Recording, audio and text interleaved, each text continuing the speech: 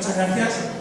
Yo sé, me han insistido mucho en que estos papeles son importantes, no sé si habéis visto alguno por ahí, pero tengo que quitarlo para hacer la presentación, lo siento. A ver, cerrad un momentín los ojos que no nos haga mucho spoiler. Ahí, vale, ya está. Bueno, muchas gracias por la presentación, la verdad. Me ha tocado a mí cerrar la gala y era complicado también encontrar algo para presentarme, ¿no? Ayer teníamos aquí a Clara Grima, que ha escrito libros, ha trabajado en la tele, ha escrito libros, ha trabajado sobre grafos descubiertos, cuerpos geométricos.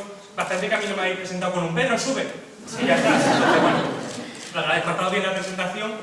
También me gusta más que la que me pusiste cuando hicisteis el cartel de tenemos aquí a un valor emergente de la región. No sabía si era yo o el PIB de Bolivia. Podría ser cualquiera de las dos cosas, pero bueno. Quitando todo eso, os agradezco muchísimo que me hayáis invitado aquí, de verdad, tanto al CPR como a la asociación. Y normalmente los 5 primeros minutos, yo suelo traer las presentaciones preparadas y tal, pero los 5, 4 o 3 minutos, porque esto que me habéis quitado un montón, de tiempo los suelo dedicar para improvisar un poquito también, para comentar algo. Y bueno, viendo el cartel, viendo cómo han sido las jornadas y todo eso, yo creo que lo único que puedo decir es que por fin, y muchas gracias por darnos unas jornadas así, porque de verdad esperemos que se repitan pronto y no pasen otros 20 y pico años para la próxima. Dicho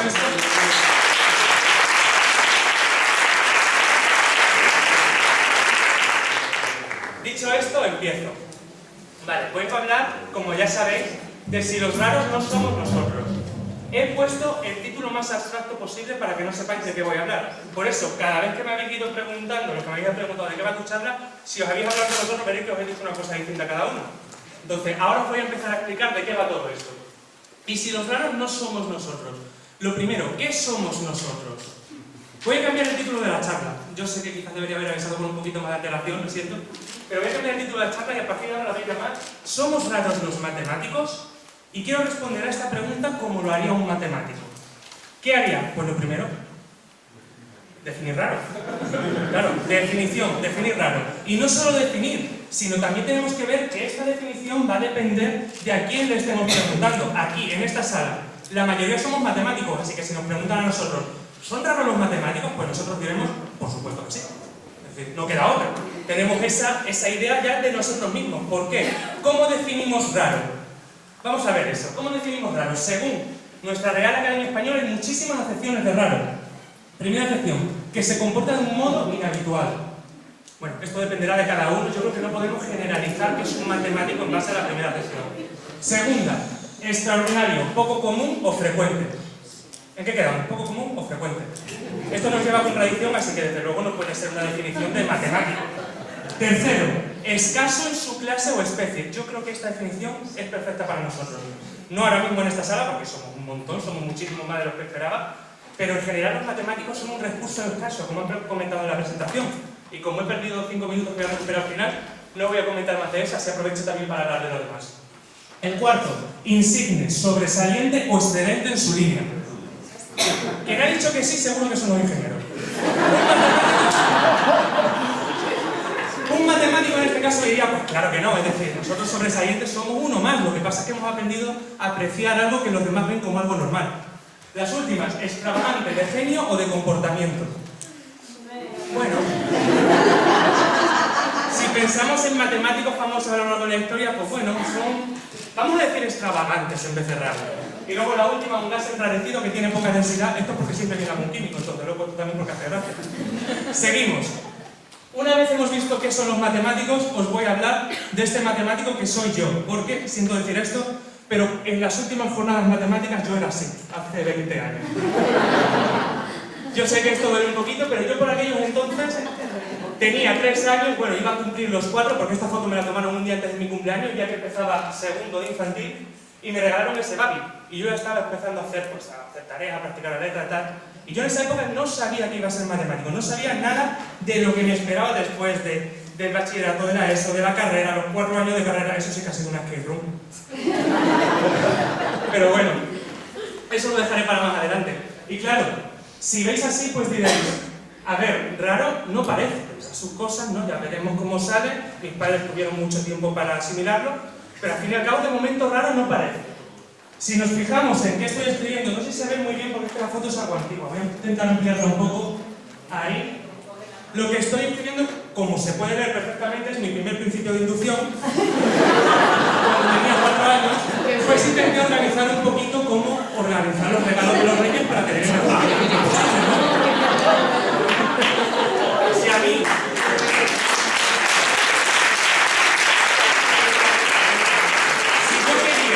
N regalos de Reyes, pues yo tenía que organizarlos. Vamos a suponer que el primero me lo traen. ¿Por qué? Porque he sido bueno, lo ha dicho mi madre, axioma. Entonces, si el primero es cierto, yo voy a suponer que para los N primero se verifica. A partir de ahí tengo que suponer que se verifica para el N más 1. Y ahí no se ve muy bien porque es que ya tenía yo el puño, eso no podía quitarle la foto, no sé lo que deducía en su momento, pero no se cumplió. Siempre había un punto a partir del cual esos regalos dejaban de llegar. Normalmente ese punto era la casa de mi abuela, que siempre caían calcetines, no entendía muy bien por qué. Entonces, eso lo entendí ya un poco más de mayor. Y claro, no me convierto en matemático de la noche a la mañana. Tengo que pasar por una serie de fases, ¿no? Y en estas fases la vida ya me fue dejando señales de que las matemáticas no iban a ser algo difícil, no iban a ser algo fácil. Primero, para ser matemático tuve que pasar la ESO. La ESO, bueno, pues al fin y al cabo muchos damos clases allí, no tenemos ningún problema con la ESO. Pero yo cuando terminé el cuarto de la ESO, el profesor que me había estado dando matemáticas los 4 años decidió jubilarse. ¿Vale? Ha estado conmigo 4 años. No tiene por qué decir nada, somos matemáticos, correlación no implica causalidad. No tenemos ningún problema. Pasé a bachillerato. Yo estoy de bachillerato en otro instituto, en el Norma. A mí me dio clase, lo mismo lo conocéis, me dio clase Leonardo, en primero de bachillerato. Un profesor que yo diría que es uno de los mejores que he tenido. Y ese año decidió jubilarse. El año que terminó de dar clase.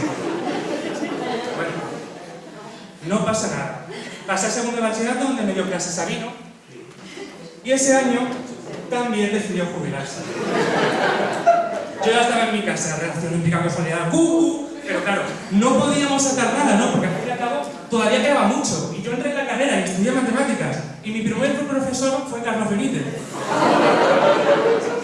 Entonces, claro, yo ya veía que la cosa no iba a ser fácil porque la vida me iba mandando una serie de señales. Y yo decidí, esto tenemos que cambiarlo un poco. Me voy a dedicar a las matemáticas, pero vamos a adornarlo un poco. Y entonces conocí la divulgación. Yo conocí la divulgación a través de FEINLA, en un concurso de monólogo científico, cuyo paso para inscribirse creo que se va a abrir la semana que viene, y no tengo claro si podía directo, pero bueno. Podéis inscribiros si queréis, es un concurso en el que podéis participar y competís explicando ciencias de una forma divertida. Ahora, yo tuve la suerte de participar en este concurso, todo fue muy bien, menos el fotógrafo, que no me... pues bueno, por lo que fuera.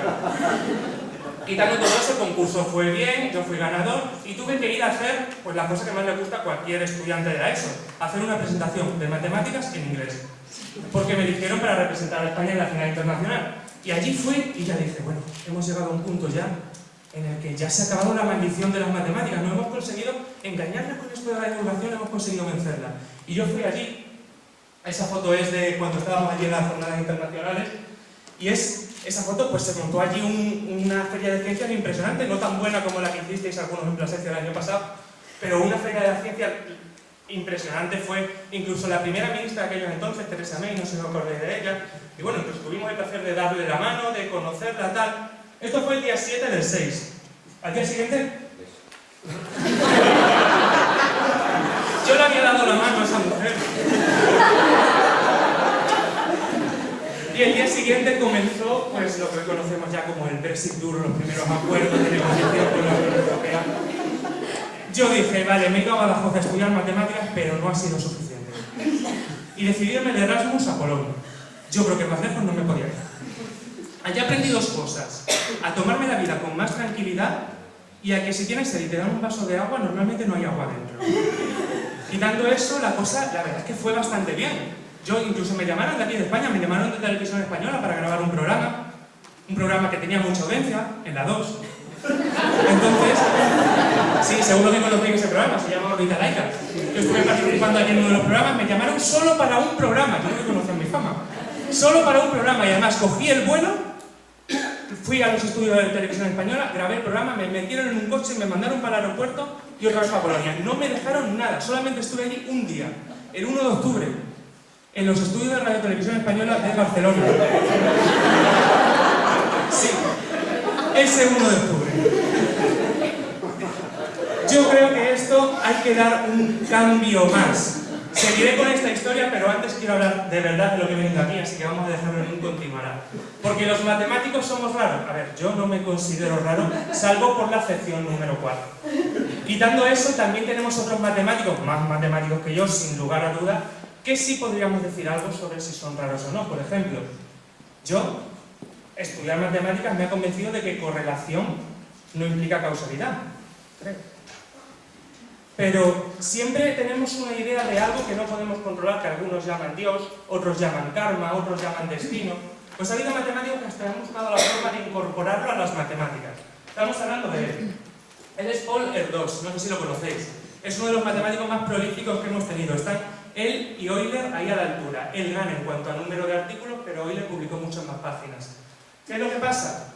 Que él diseñó una idea de un libro que llamó El Libro, y donde vendrían todas las matemáticas bonitas. Es decir, un teorema matemático aparecía en ese libro solo si era corto, si era conciso y si era muy entendible. Y empezó a clasificar una serie de teoremas que podrían estar en su libro o no. Por ejemplo, la demostración de que hay infinitos números primos. Esa está en su libro. Demostración del teorema de Pitágoras. En su libro hay 2 o 3. Demostración, incluso hay una demostración que hizo Napoleón. Está dentro de su libro.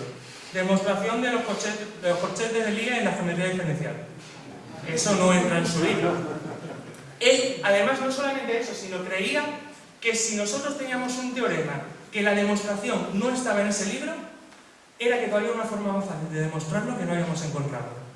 Y en eso se basó. Hoy en día, ese libro era un libro, pues, imaginario, ¿no? Era como un ente, no podía existir físicamente. No sé cómo lo han hecho, pero lo han sacado en Amazon por 100 y pico euros. Pero bueno, eso ya son cosas aparte, ¿no? Continuamos ya no solamente diciendo si son raros los matemáticos, porque yo diría que no, salvo por la acepción que ya hemos comentado antes. Entonces voy a volver a cambiar el título de la charla. Porque yo sé que estoy hablando de matemáticos, pero aquí los matemáticos en nuestra profesión somos minoría. En cuanto a la profesión de profesor de matemáticas. ¿Cuántos de los que estáis aquí no sois matemáticos como profesor de matemáticas? No voy a decir que levantéis manos, pero habrá una gran mayoría. Entonces, ¿y si los que somos raros somos los profesores? Independientemente de que seamos matemáticos o no. Porque claro, ¿qué es el profesor? El profesor es alguien, vamos a definirlo de alguna forma, pero sobre todo, voy a dejar primero que hable él. Globalmente, a nivel mundial, no hay duda de que la enseñanza de las matemáticas, su calidad está mejorando. Pero en muchos países en los que la enseñanza de las matemáticas era excelente, ahora la están viendo deteriorarse. Muchos de los profesores que son buenos en matemáticas encuentran que es más sencillo y que está mejor pagado trabajar para empresas que enseñar. Vale, simplemente eso. Hemos llegado a un punto en el que el profesor de matemáticas no se dedica a enseñar matemáticas. Todos sabemos que tenemos unas ciertas leyes que cumplir, que tenemos unos ciertos estándares que cumplir y que tenemos una serie de cosas que nos dan un trabajo extra aparte de enseñar matemáticas. Entonces, no puede ser que todo ese trabajo extra desalente a personas que realmente tienen vocación por enseñar de lo que sería enseñar, porque al fin y al cabo, si abrimos la prensa, cualquier día, haced la prueba. ¿Quién es el profesor? Pues el profesor es el que se lleva la culpa de todo, de absolutamente todo. Solamente tenemos que empezar a leer titulares que cuestionan si los profesores realmente están preparados para dar clase, de si tienen la formación adecuada, de si saben hacer pues, el contenido digital, si saben adaptarse a los tiempos en los que estamos. Y claro, de la adaptación digital hablaré un poquito más tarde, pero llega un momento en el que siempre echamos la culpa a los profesores de todos, incluso en esta noticia. Hay un grupo que lleva un mes y medio sin dar clase de matemáticas, pero echan la culpa al profesor. Precisamente es el profesor el que no está, es decir, la culpa no puede ser del profesor si no hay profesor. Ya los propios alumnos incluso contestan con el periódico diciendo no tenemos que culpar al profesor, tenemos que culpar a la administración, que debería haber afrontado este problema muchísimo antes. Entonces, ¿quién es el profesor? Al fin y al cabo es una figura a la que señalamos, es la figura que se lleva las culpas de quizás una administración que no actúa con la suficiente rapidez, convocando las bolsas cuando deben convocarse, o quizás de una ley educativa que está incompleta y que nos deja un poco con las espaldas al aire en determinados casos, y el profesor parece que es una especie de persona a quien señalar cuando tenemos que buscar culpables de algo. Esto evidentemente no es un buen incentivo para quien quiera ser profesor, y por supuesto podemos cambiar. Podemos cambiar y parece que para cambiar a digital tenemos que inventar unas metodologías de innovación como el Digital Inverted Classroom Flipped Learning Crossfit.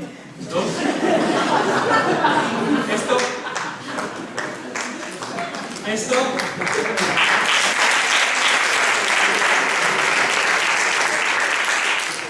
os reís y de hecho hay alguien que ya se ha dado cuenta que está diciendo este chiste lo he repetido porque ya lo conté en el CPR de Badajoz el año pasado. Lo que pasa es que cuando yo lo conté en el CPR de Badajoz era un chiste. Ahora resulta que a alguien se le ocurrió. ¿Y si lo hacemos? No solo eso, sino que ha destinado fondos, no sé, creo que te ha echado los nombres de todos los implicados, más o menos. Bueno, eso ya buscáis información, vais a tener las noticias al final. ¿Qué es lo que pasa con esto?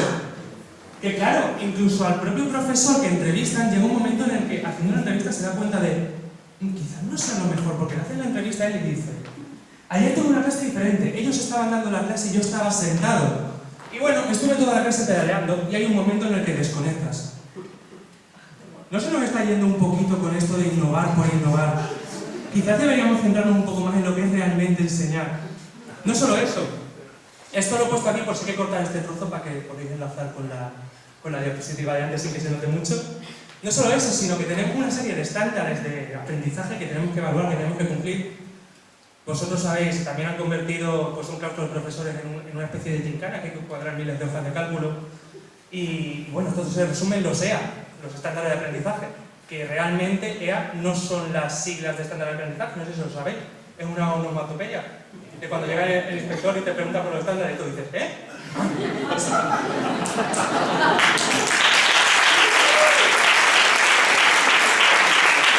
Tenemos que cambiar, por supuesto, tenemos que cambiar, tenemos que tener un poco de tiempo para probar si realmente los cambios van a funcionar de algo. Y no solo eso, sino desde aquí, por ejemplo, desde los CPR, también se puede dar la oportunidad de, por ejemplo, de poder asistir a estas jornadas a estudiantes de máster de formación de profesorado que aunque no sean profesores, están en el momento perfecto de saber si esto les gusta o no. Y yo creo que invitarles a este tipo de eventos sería un avance muy importante y que tendríamos que tener en cuenta. No solo a ellos, sino a las personas que están opositando y que no estén trabajando como profesores. Yo creo que es un paso que tenemos que empezar a cumplir. Yo pertenezco a la asociación Ventura Reyes Profe desde antes de ser profesor de matemáticas y yo creo que es algo que tenemos que empezar a pensar seriamente. Dicho todo esto, yo creo que los profesores tampoco somos raros, ¿no? Al fin y al cabo nos adaptamos a lo que nos piden los tiempos. Voy a cambiar otra vez el título de la presentación. Porque claro, si no somos raros ni los matemáticos ni los profesores, y si lo que es raro es la matemática en sí. Es decir, claro, yo recuerdo mi paso por la carrera y lo recuerdo como una serie de cosas que si tuviera que hacer un tráiler de lo que me esperaba, de cosas que iban un poco más raras, un poco menos raras, serían... A ver, esto hay mucha gente que piensa, las matemáticas son como las lentejas, porque o te las comes pero más tarde. Yo no estoy de acuerdo con eso. Para mí las matemáticas no son como las lentejas, para mí las matemáticas son como Rosalía. Rosalía, la conocéis, ¿verdad? ¿Por qué? Porque no hay que poner el dedo en la lenteja, hay que poner el dedo en quien mira. Rosalía, para algunos, es una fuente de belleza, de poderío, ha supuesto una revolución. No sabemos muy bien de dónde ha salido, pero ahora está por todas partes. Y para otros, lo único que tiene las matemáticas de Rosalía es el malamente. Y cuando llega el examen, Y ahí no avanzamos. Entonces, claro, es un cambio en la forma de verlo. ¿Cuál sería la forma de definir las matemáticas? Pues quizás algo parecido a esto.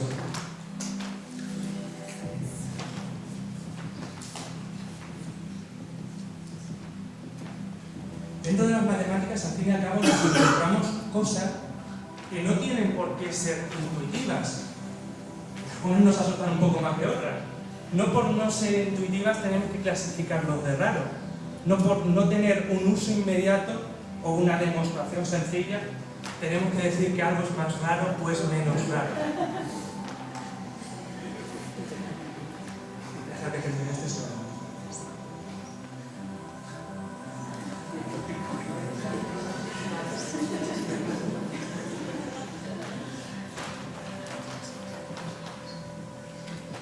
¿Son raras las matemáticas o no son raras las matemáticas?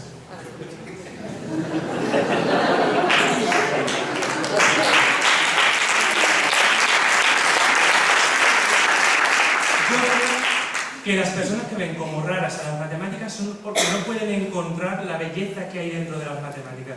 Esta fórmula, por ejemplo, ¿quién te iba a decir a ti que todos los números fundamentales de las matemáticas iban a estar juntos en la misma fórmula? Y además de una forma tan natural. Esta es la ecuación, pues quizás más bella para los matemáticos. Yo sé que aquí hay mucha gente que no es de matemáticas, que viene de ingeniería y de otro tipo de carreras científicas, así que también he traído una fórmula equivalente para ellos. Para que sientan lo que sentimos nosotros al ver este tipo de cosas. Si sobra un poco de viento, pues cerramos el puente, no hay ningún problema. Al fin y al cabo, las matemáticas no tienen por qué ser fáciles para dejar de ser raras. No sé si le conocéis a él, es Kurt Gödel. Él era un matemático peculiar, por decirlo de alguna forma también, y en un congreso planteó lo que hoy conocemos como los teoremas de incompletitud de Gödel. A veces se le llama el teorema de incompletitud de Gödel, realmente son dos. Yo me voy a centrar aquí en el primero porque creo que no tengo tiempo para el segundo. El primero nos dice esto: ningún sistema finito de axiomas que contenga la aritmética de los números naturales, es decir, que sea lo suficientemente poderoso como para poder asimilar que si un número pertenece al siguiente también, todos los pasos básicos de la construcción, ninguno de esos puede ser a la vez consistente y completo. Consistente lo entendemos desde el punto de vista de que yo no puedo demostrar que algo es verdadero y falso a la vez. Y completo desde el punto de vista de que si yo te doy aquí un enunciado, tú tienes que decirme si eso es verdadero o falso. Pues este teorema, que además se demuestra, no vamos a hablar aquí de la demostración, pero se demuestra fácilmente, ese teorema es un teorema, es decir, es verdad. Por lo tanto, la búsqueda de otros matemáticos como Hilbert de encontrar un lenguaje formal que nos permitiera expresar todas las matemáticas de una forma lógica se destruye, porque este teorema da pie a la existencia de enunciados indecidibles, es decir, de cosas que yo no puedo decir si son verdaderas o si son falsas. Ahí se acaba la idea de poder utilizar las matemáticas como algo para distinguir las verdades, ¿no? De pequeños nos enseñaban que las matemáticas eran para que no te engañaran a comprar el pan. Luego íbamos creciendo y eran para que no te engañaran en la vida. Luego para poder distinguir aquello verdadero de aquello falso. Y ahora damos un pasito más y vemos que bueno, podemos decir que algo es verdadero, podemos decir que algo es falso, pero hay cosas que no tienen por qué ser verdaderas ni falsas. Por ejemplo, la frase, esta frase es falsa. Si esta frase es falsa, tiene que ser falsa, pero si es falsa, es verdadera. Pero si es verdadera, tiene que ser falsa. Eso da la puerta a un montón de enunciados, de frases, de conjuntos paradójicos que no están fuera de la matemática porque pertenecen a la matemática. Yo lo puedo aceptar como axioma sin ningún problema, porque no entra en contradicción como ninguno de los anteriores, pero que nos dan la puerta a unas matemáticas más raras de lo que estamos acostumbrados. ¿Y todo esto a dónde me lleva? Pues a que las matemáticas tampoco son raras, porque al fin y al cabo las matemáticas son una forma de explicar el mundo en el que vivimos, ¿no? Podrán tener más o menos dificultad, pero no son raras. Solo nos queda una cosa. ¿Y si lo que es raro es la vida? Es decir, nosotros damos por hecho que las matemáticas directamente surgen y nosotros las interpretamos, pero ¿y si no fuera así? Si fuéramos nosotros los que construimos esas matemáticas. Yo os vengo a hablar de ellos. Voy a beber un poquito de agua.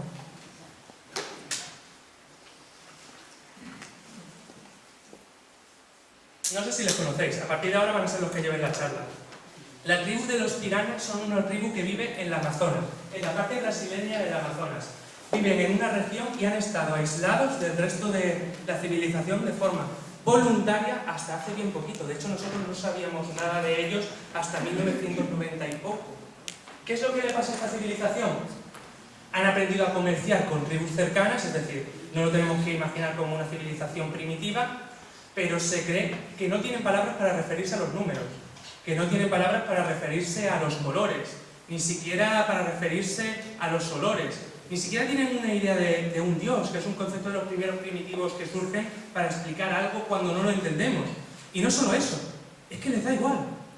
Es decir, se basan en gran parte en el comercio con los países cercanos, con las tribus cercanas, y ni siquiera se han esforzado en aprenderse el idioma, no tienen escritura. Es todo un idioma que pasa hablado. Entonces, claro, aquí hay dos preguntas. Lo primero es que cómo no están en ningún programa de Telecinco, y lo segundo es que cómo han sobrevivido tanto tiempo si realmente no se han adaptado a las matemáticas. Os lo voy a presentar el lenguaje que tiene, que además uno de los lenguajes, aparte de ser simple, simplemente 3 vocales y 8 consonantes, es uno de los lenguajes más complejos que tenemos hoy en día. Para que os hagáis una idea, En el diccionario de la Real Academia Española hay unas entre 90 y 95.000 palabras, depende si aceptamos algunas inglesas como nuestras o no. En el británico hay 250.000 palabras. Desde esta civilización hemos descifrado un total de 144 palabras. En fin, todas esas palabras están listadas en una página web de un grupo de estudio de varias universidades que os dejaré al final por si tenéis curiosidad de saber cuáles son. Entonces es muy complicado comunicarse con ellos. Y yo quiero que os pongáis en la piel de los primeros investigadores que fueron a hablar con esta tribu a entender si realmente tenían números o si no tenían números. Os voy a presentar a Bihixio. Bihixio es el pescador de la tribu de los Pirana. Y Bihixio va a ser muy protagonista a partir de ahora. Así que si me permitís, le voy a cambiar un poquito el nombre porque pronunciar Bihixio ya me cuesta y eso que llevo enseñando esto bastante tiempo. Así que a partir de ahora le vamos a llamar Dinio. ¿Vale? No me preguntéis por qué. Pero Dinio es el pescador de la tribu de los Pirana. Es decir, su única función es llevar peces como este para que pueda comer la tribu. Ahora, nosotros simplemente analizando el comportamiento de los distintos miembros de la tribu cuando les ofrecen un pez, podemos empezar a ver si realmente tienen un lenguaje numérico o no. Por ejemplo, observando, de momento no podemos hacer ninguna deducción, vamos a observar. Llega Dinio, le da un pez a otro compañero de la tribu, no sé cómo lo llamarán entre ellos, y escuchamos que el compañero le dice Hoi Paksai. De momento no podemos deducir nada, es decir, sabemos que cuando le dan un pez, dice Hoi Paksai. No sabemos si está diciendo muchas gracias, si está diciendo hay pescado, si está diciendo toma un pez. Todavía no podemos deducir nada. Vamos a seguir viendo a ver qué dicen. Estas son algunas de las palabras reales que hemos traducido. Bueno, yo no, la he traducido porque nadie ido, ¿no? Segundo caso, dos peces. Le dan dos peces y escucha que dicen Hoikio Paksai. Vale, ya tenemos algo que podemos ver que es común, es decir, ha cambiado el número, ha cambiado una palabra del número, pero el pez sigue siendo pez. ¿Puede ser que Paksai signifique pez? Bueno, vamos a comprobarlo. Eso es fácil, buscamos. Al igual que está Dinio con sus peces tranquilamente, pues vamos a buscar algo que haya dos elementos de algo distinto, a ver si cambia esa palabra. Por ejemplo, vamos a lanzar dos flechas contra un árbol. Nos fijamos en nada de lo que está pasando, solamente en las flechas y en el árbol. A ver qué dicen los indígenas de esta tribu. Y vemos que dicen Hoikio Kajai. Algunas cosas que ya podemos deducir de aquí más o menos. Podemos deducir que Kajai es una palabra que utilizan para referirse a la flecha. Que Paksai para referirse, no sabemos si al pez, si es ese tipo específico de pez. Y también podemos decir que Hoikio puede ser un número que podría equivaler al número 2. Esto es un cambio importante, porque hemos pasado de una civilización que no tenía números a una civilización que no solo tiene números, sino que encima tiene una idea abstracta de número, porque vemos que utiliza la misma palabra de número para referirse a dos objetos distintos. Las tribus utilizaban un 2 para referirse a dos caballos y otro 2 distinto para referirse a dos personas o a dos árboles. Así que parece que sí podemos ver un poquito más de inteligencia en esta tribu. Pero no hemos terminado el estudio, vamos a seguir investigando. Vemos que llegan tres peces y dicen Bajiso Paksai. Vale, perfecto. Llega Dinio, vuelve otra vez de pescar y llega con 4 peces en el suelo. Los ve, los reparte y dice Bajiso Paksai. Perfecto, lo apuntamos. Perfecto. Eso ya lo había dicho antes. Dinio, cuenta bien, es decir, hay 4 peces, hazlo con cuidado. Mira, otra vez, Dinio, atento. 1, 2, 3 y 4. Bajiso Paksai. Ya, pues, claro, los investigadores ya cabreados, ¿no? De que está dejando mal delante de toda esta gente. Cuenta bien los peces que tenemos aquí. Ya tienen cabreado. Bajiso Paksai. Lo último no sé qué, pero tampoco quiero traducir. Entonces, claro, ¿qué podemos deducir de todo esto? Estamos todavía en mitad de la investigación. Pues podemos deducir, bueno, vamos a seguir trayendo peces, ya lo hago rápido. Bajiso Paksai, porque no sé cómo vamos a tiempo, probablemente más, ¿no? 5 peces, Bajiso Paksai. Y entonces, ¿qué deducimos? Que Hoi es la palabra que utilizan para referirse a aquello que tienen en común todos los conjuntos que tienen un elemento. Es decir, lo que hoy entenderíamos por el número 1. Hoikio es lo que utilizan para referirse a lo que tienen en común los conjuntos que tienen dos elementos. Nuestro número 2. Y Bajiso parece un desastre, parece que sea todo lo que no es ni 1 ni 2, es decir, 3, 4, 5... Vamos a dejarlo en 3 o más. Y hasta aquí, perfecto, nuestra investigación ha concluido, los investigadores están recogiendo, esto nos cuadra con cosas que sabemos de otras civilizaciones, pues venga, cogemos la maleta, nos vamos para Oxford, para donde sea. Pero entonces llega el niño gritando algo de Coaví, Aquavi, Paxai. No sabemos qué, pero ha dicho Paxai, así que vamos a ver qué pasa. Y vamos a ver qué pasa. Niño vuelto con peces. Y he estado esperando muchos años hasta estar yo aquí y una sala llena de profesores para poder decir, os lo dejo como ejercicio. No es broma, no es broma. Os voy a hacer la chuleta al lado, como vosotros nos la dejáis a nosotros. Vamos a ver. Primer elemento, decirlo todos en voz alta y lo vamos viendo. Hoi, 1. Hoikio, 2. Bajisó, 3. Venga, 1, 2 y 3. No, a ver. No me digáis todas las opciones. 1, 2 o 3. Hoi, si creéis que van a decir hoi. Hoikio, si creéis que van a decir 2. Y bajisó. Evidentemente aquí el fallo ha sido mío. ¿Vale? ¿Lo intentamos? 1, 2 y 3. Hoikio, evidentemente, Hoikio. El montón de al lado, 1, 2 y 3. Hoikio, perfecto. Pero Dinio sigue trayendo peces. Hoy, buen día. El primer montón, 1, 2 y 3. Perfecto. Segundo montón, 1, 2 y 3.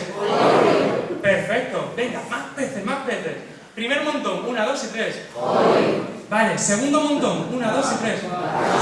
Bajisó, perfecto. Pero ahora Dinio nos sorprende porque ha hecho la mejor pesca que ha hecho en mucho tiempo. Mirad lo que trae.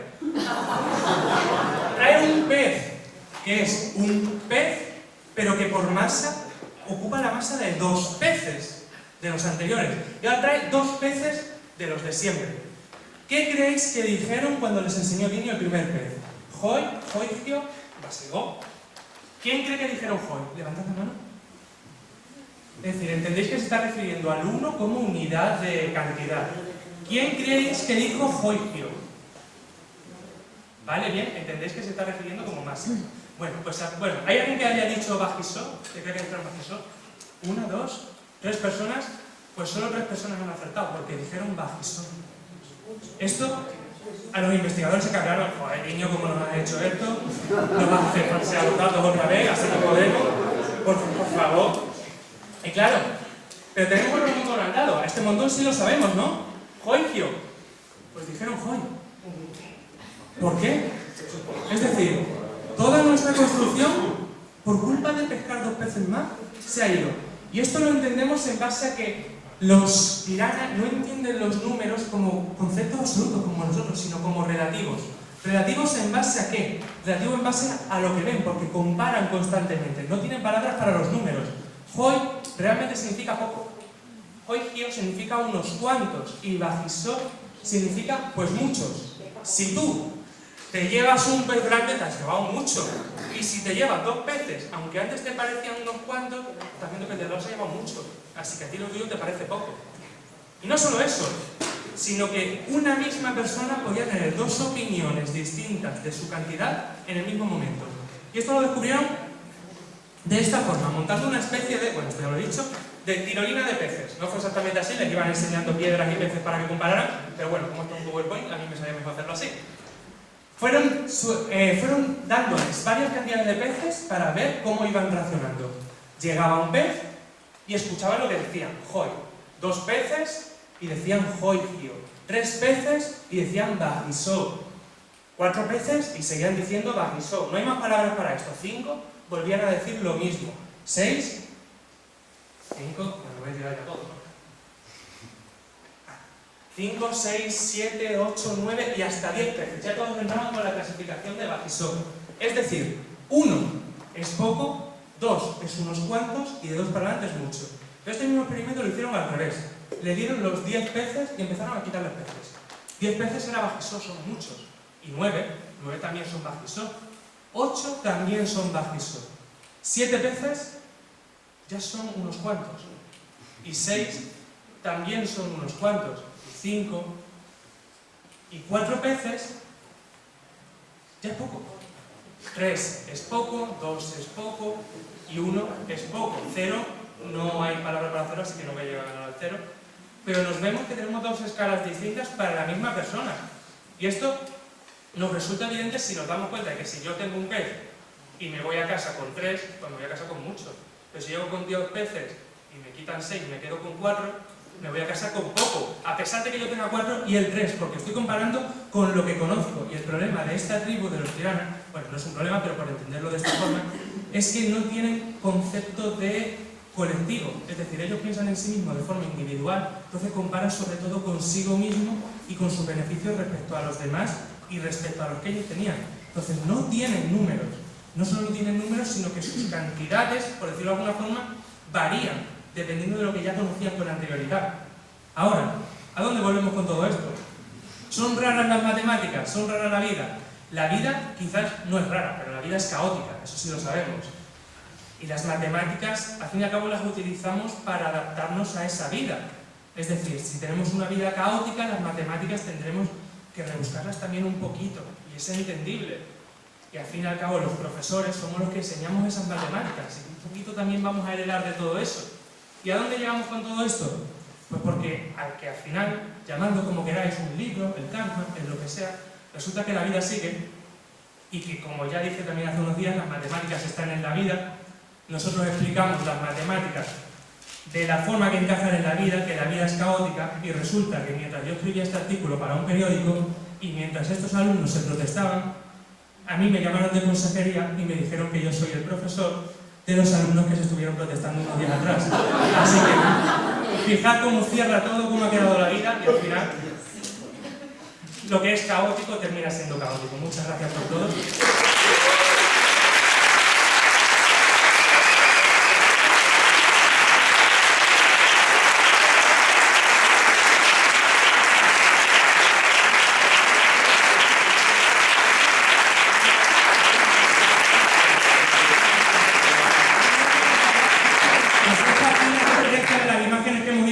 Por temas de copyright, también tenemos algunas de las referencias que he ido usando. Os interesan sobre todo, bueno, si tenéis curiosidad por ver el listado abajo de todo, esto os lo pasaré por si lo queréis ver.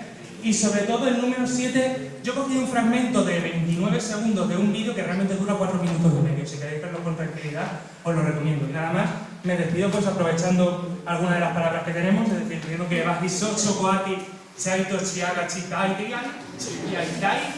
que significa que muchísimas gracias a todos por vuestra cabeza de oveja. Hay 144 palabras, lo siento. Muchas gracias.